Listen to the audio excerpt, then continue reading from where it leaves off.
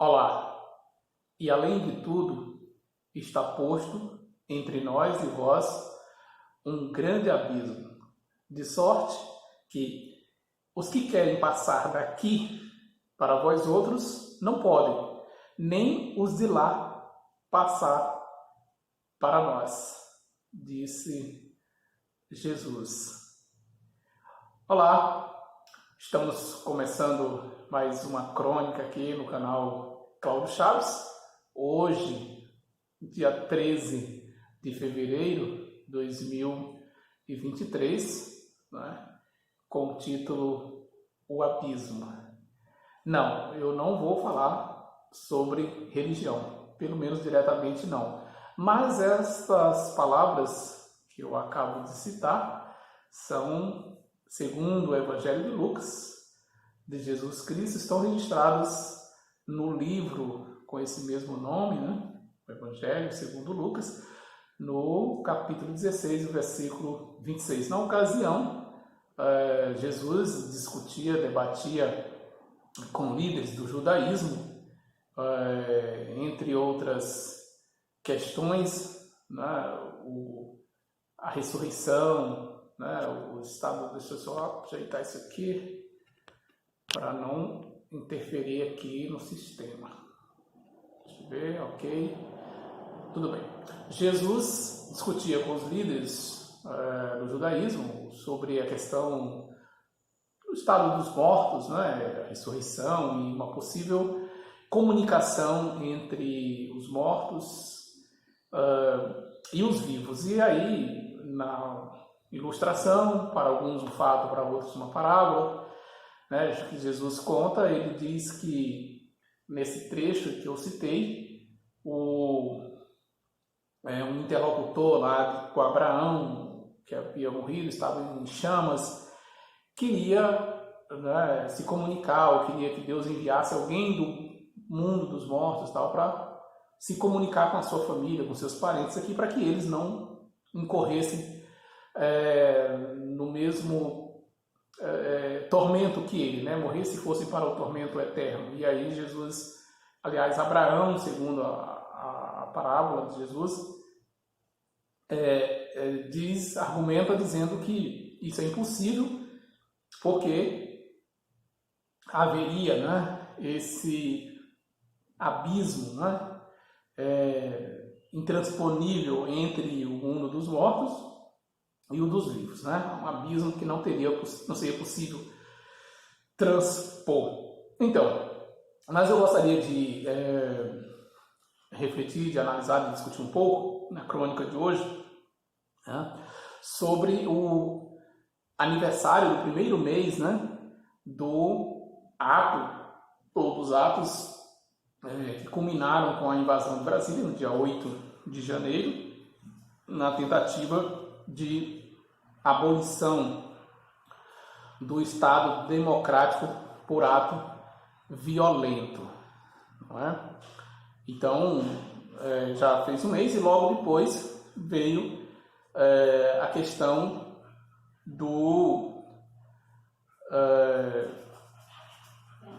da crise, né? Veio à tona de forma mais explícita, né? A questão da crise dos povos Yanomami, né? E a despeito de tudo isso, né,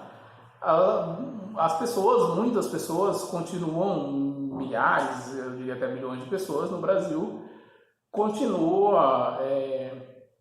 a disseminar, né, discursos de ódios, mensagens fantasiosas, caluniosas, teorias conspiratórias. Recentemente tem um áudio, entre tantas outras coisas que circulam por aí, de que quem colocou a cocaína no avião da FAB foi o vice-presidente Mourão, que o vice-presidente Mourão trabalha para uma quadrilha da maçonaria do Lula desde há mais de 30 anos.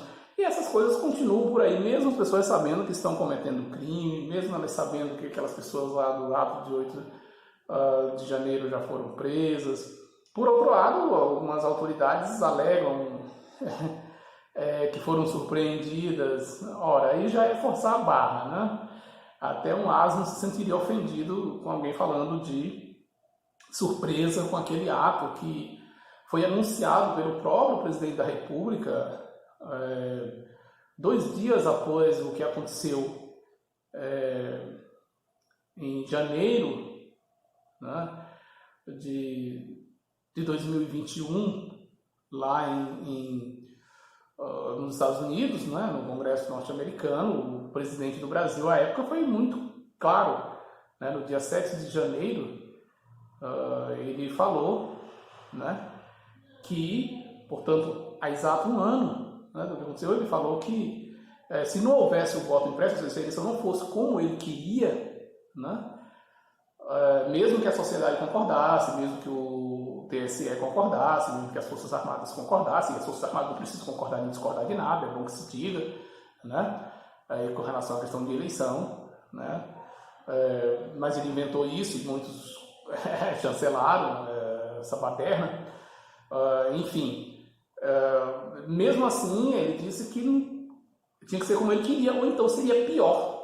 E daí eles passaram enfim, todo mundo sabe, contestar o resultado da eleição, contestar tudo que se fazia, e falar em Forças Armadas, depois foram acampar em frente de quartel, e tudo filmado, e tudo patrocinado, empresários, e políticos, e discursos nos parlamentos, e enxurradas de informações caluniosas nas redes sociais, enfim. Então dizer que houve surpresa, aí é atentar contra a inteligência até de um jumento. É óbvio que não houve surpresa, e é óbvio que era o que eles queriam realmente era a abolição do Estado Democrático pela força. Vou só fechar aqui, havendo uma pequena interferência aqui da concorrência, mas eu já volto. Vamos sair daí.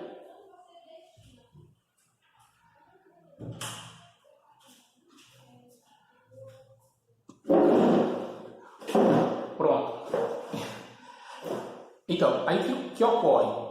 Há algumas perguntas, né, que normalmente se faz nesse contexto. Essas pessoas, né, sabem que estão cometendo crime? Sabem, isso está mais do que patente, elas já sabem, né, a imprensa já mostrou, as autoridades estão empreendendo, etc. e tal. Estou me referindo aos atos de 8 de janeiro, lá da invasão dos prédios públicos lá em Brasília. Não é? Elas sabem que estão cometendo crime, né? Elas sabem que são atos antidemocráticos e tal, sabem que são antidemocráticos. Eu estou falando da massa em geral, não estou falando só dos planejadores. Os financiadores, né? Esses, sem dúvida alguma, perfeitamente sabem o que estão fazendo, né? E a massa também. Sabem que correm risco, sabem que isso tem consequências graves para eles e tal? Sim. E por que essas pessoas continuam dispostas a matar, a morrer, né? Para dar continuidade a isso, né? Bem, aí é que está a questão do abismo, né? Eu entendo essas pessoas, embora evidentemente eu não concordo, mas eu acredito que eu consigo entendê-las. E no lugar delas, provavelmente, se eu visse o mundo, essa sociedade ocidental, como elas veem, provavelmente eu agiria também da mesma forma. Eu não tenho essa compreensão, não vejo dessa forma, mas eu entendo. Repito, não concordo, e é óbvio que obviamente eu não avalizo o comportamento delas. O que também não interessa, porque a minha avaliação para elas em nada é a mesma coisa. Então o que ocorre? Por que o abismo? Sabe? Essas pessoas, observemos uma coisa. Embora elas falem, né? PT nunca mais, esquerda nunca mais, comunismo nunca mais, comunismo do diabo, por Deus, pela família, pela pátria, usa esses jargões, né? Mas veja, o Brasil, né, sempre houve corrupção, sempre houve contestação ao poder, ou seja, nunca houve a esquerda recente, 30, 40 anos, ou no máximo um século, né? Mas sempre houve quem está no governo e quem é contra o governo, sempre houve corrupção, sempre houve polícia, sempre houve justiça, sempre houve violência e sempre vai haver, não é? E sempre houve reação, sempre houve combate, sempre houve indignação das pessoas, Então, nunca foi necessário esse tipo de coisa. Entende? Então, a esquerda já esteve fora do poder, a esquerda já esteve no poder, a esquerda já voltou ao poder, a direita já esteve no poder, a esquerda e a direita já tivemos ditadura, e nunca houve isso. Então, essa questão de usar a esquerda, corrupção, PT, é um pretexto. O que na verdade incomoda essas pessoas é algo maior, né? É algo que enquanto isso estiver na linha do horizonte, quando elas estiverem enxergando isso, elas não irão sossegar. Porque o que incomoda essas pessoas é exatamente esse conjunto de valores nos quais está ancorado o Estado Democrático de Direito, que são nada mais nada menos do que os valores humanistas, antropocêntricos, iluministas, que dão base, que dão sustentação ao Estado Democrático de Direito.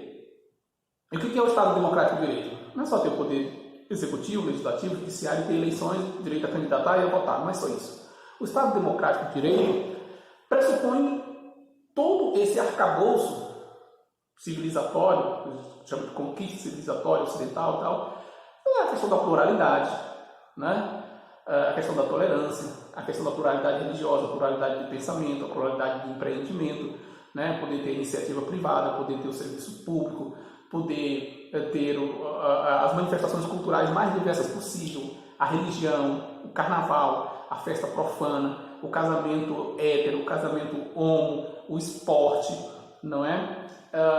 Ter as forças armadas, ter gente civil, ter a ciência, ter a religião, ter as manifestações tradicionais, o indígena, o preto, né? Ter religiões africanas, religiões consideradas, não sei, primitivas, evoluídas, espiritualistas, ocultistas, satanistas.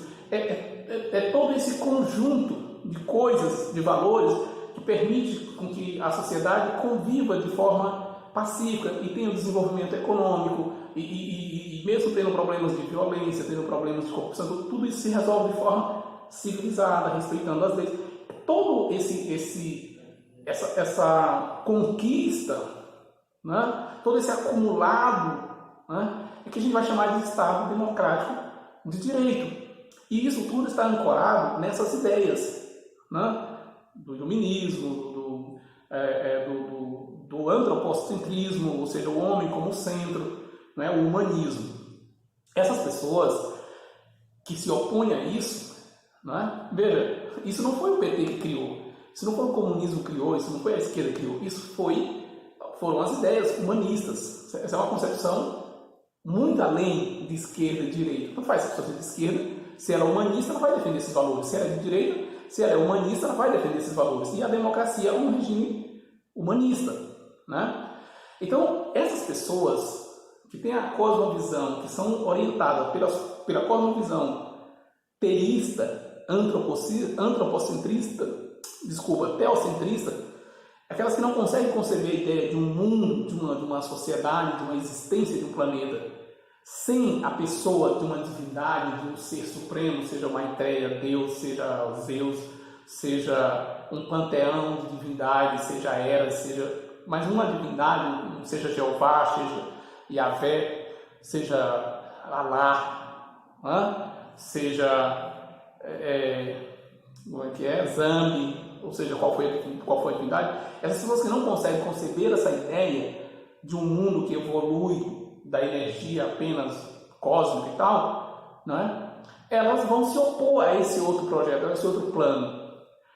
E elas vão se opor no campo das ideias e, se necessário, né, elas estão dispostas a se opor pegando em armas, fazendo como foi feito em Brasília, destruindo pessoas, seja da sua família, seja um amigo, seja quem for, não importa.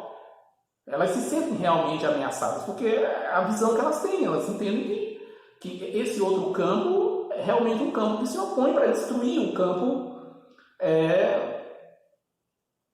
teocêntrico, né? O campo teísta. E olha só que interessante, essas pessoas são os verdadeiros revolucionários, no sentido mais etimológico, eu diria até um pouco, sei lá, epistemológico do termo, mas em sentido etimológico, em sentido restrito.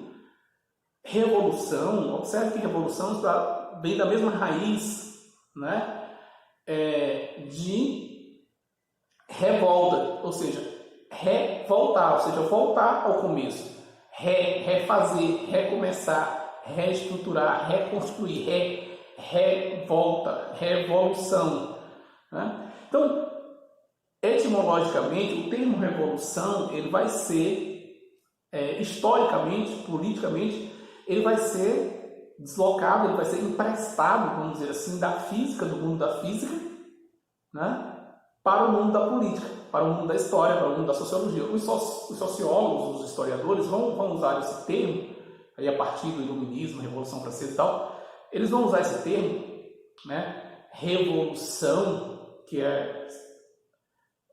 diz respeito à questão do movimento dos planetas, dos corpos celestes, né, que voltam ao lugar de origem, né, eles giram, então revolução, né, é uma evolução, ele vai e volta, revoluir, revolução. E aí eles vão usar isso no mundo da sociologia, na sociedade, para se referir a essa convulsão social que destrói uma ordem e coloca outra no lugar. Então, aconteceu, por exemplo, na Revolução Francesa, se destruiu o antigo regime, sociedade estamental, figura do rei, a nobreza e o clero, né?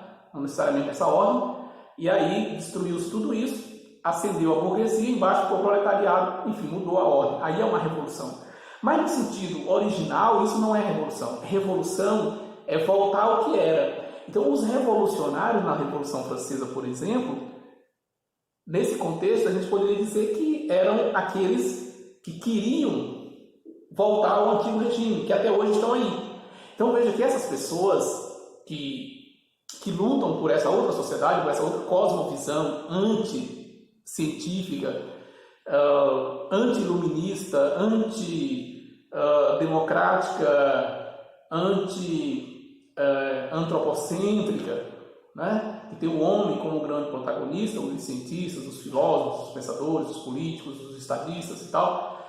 Essas pessoas, né, elas querem voltar a um tempo antigo, que elas consideram um tempo de glória, um tempo em que os valores morais eram elevados, a fé em Deus, o respeito à família, aos mais velhos, né? A questão da sexualidade, o pudor, a inocência das crianças, né? Tudo isso era melhor, tudo isso era um mundo, entende? Então, essas pessoas entendem, e repito, com razão, elas têm a sua razão, que esse outro projeto, essa outra proposta em que Deus pode ser adorado, ou deuses, mas isso não deve ser imposto a ninguém, nem pela igreja, nem pela família, nem pelo Estado, cada um faz se quiser, o Estado tem que cuidar da saúde, da segurança, da ciência, do estudo, da educação, do transporte, e deixa outra questão dos valores para lá. Quem quiser casar homem com homem, que casa, mulher com mulher, ficar solteiro, quem quiser ser civil, ser militar, quem quiser ser empregado, quem quiser ser patrão, cada um faça da sua vida o que quer. O Estado não tem nada a ver com isso. O Estado tem que garantir a vida, tem que garantir a propriedade privada, tem que garantir o trabalho, tem que garantir o emprego, tem que garantir a saúde. Mas essas questões de valores morais fica a critério de cada um. Não, essas pessoas não entendem assim. Elas entendem que o Estado é que tem que ditar essas regras. Por isso elas vão continuar lutando por isso, por esse Estado teocrático. E aí é que está o grande abismo que eu falo. O grande abismo que não pode ser ultrapassado é exatamente o humanismo. E aí eu concluo a crônica de hoje dizendo o seguinte: essa não é uma crise para um ano ou para uma década. Isso é uma crise para, no mínimo, o restante desse século. Por algumas razões. A primeira, porque como eu falei, essas pessoas não estão lutando contra a esquerda, mesmo que acabe o PT, mesmo que acabasse o PT, acabasse a esquerda, a democracia não iria acabar, o humanismo não iria acabar. Enquanto houver democracia, enquanto houver humanismo, enquanto houver iluminismo, enquanto houver essas ideias de que Deus é importante, mas para o pensamento de cada um individualmente e não coletivamente, de modo que o Estado tenha que impor, enquanto houver essa ideia da individualidade, da adoração, cada um adora como acha melhor, eles não estarão conformados. Então eles irão continuar lutando. Por isso é que essa é uma crise, e como ela ganhou agudeza, como eles conseguiram terreno através das igrejas, através da mídia, tanto da grande mídia quanto dessas mídias alternativas, através da política, através da polícia, das forças armadas, através das milícias, através de tantos outros meios, eles conseguiram muito terreno. É óbvio que eles não vão parar agora. O outro motivo é que essa não é uma crise para se vencer com armas. É preciso de repressão policial? Sim. É preciso do emprego da lei, da justiça? Sim. Mas isso é coisa pontual. Isso daí essa crise ela só será superada com uma mudança cultural, que por sua vez exige uma mudança educacional. Observemos, por exemplo, por que as pessoas estão sendo presas. Muitos estão sendo presos porque a própria população passou a denunciar. Por que muitas empresas, muitos canais estão sendo praticamente fechados dessas divulgações, dessas notícias de ódio, de mentiras, de contra-informação, etc. E tal. Por quê? Porque a própria sociedade está se organizando. Tem campanhas, desmonetize tal televisão, desmonetize tal site, e a sociedade, é a própria sociedade que toma consciência disso. Né? E por que o contrário também acontece? É porque a própria sociedade que promove a mentira, que promove a desinformação, que promove o ódio, que promove o preconceito, que promove todas essas questões. Né?